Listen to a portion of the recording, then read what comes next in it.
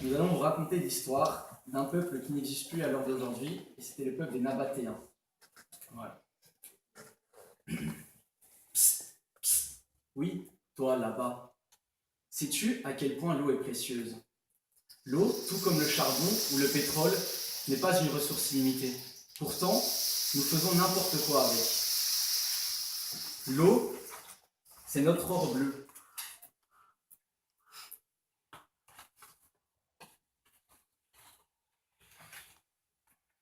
Les Nabatéens sont un peuple très ancien.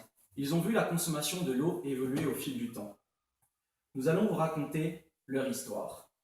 Les Nabatéens ont construit des kilomètres et des kilomètres de rigoles à même la pierre pour avoir un accès à l'eau. À l'eau régulièrement ici, à Petra, il ne pleut que 9 jours par an.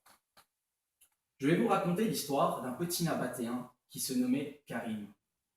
Karim, petit Nabatéen, après une longue journée à tailler et travailler la pierre, n'avait qu'une envie, prendre une douche et un bon repas.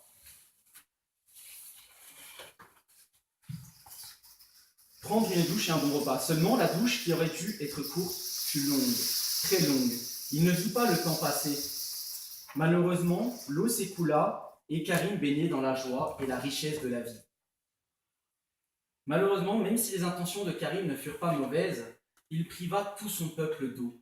Pendant un jour entier dura, tout ce qui était en lien avec l'accès à l'eau était privé pour son peuple. Karim s'en voulait terriblement, très terriblement.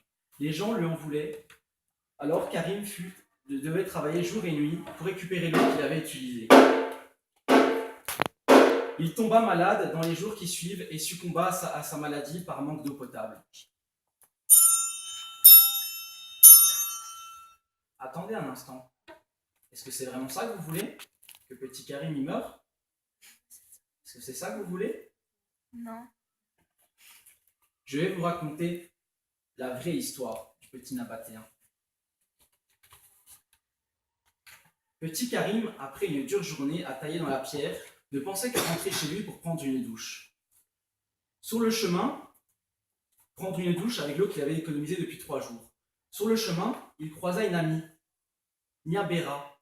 Niabera lui apprit qu'une amie du village d'à côté était tombée malade et par faute de manque d'eau potable, il ne pouvait plus la soigner.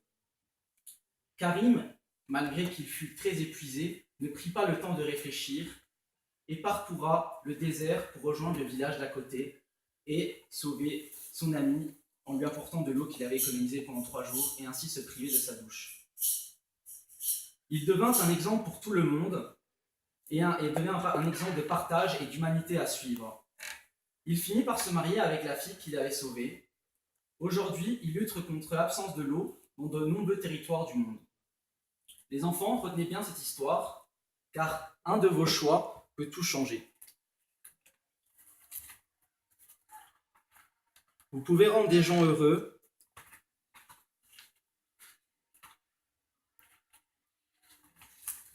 un seul de vos choix peut soit rendre la planète vide et pas belle, ou alors donner une très belle planète.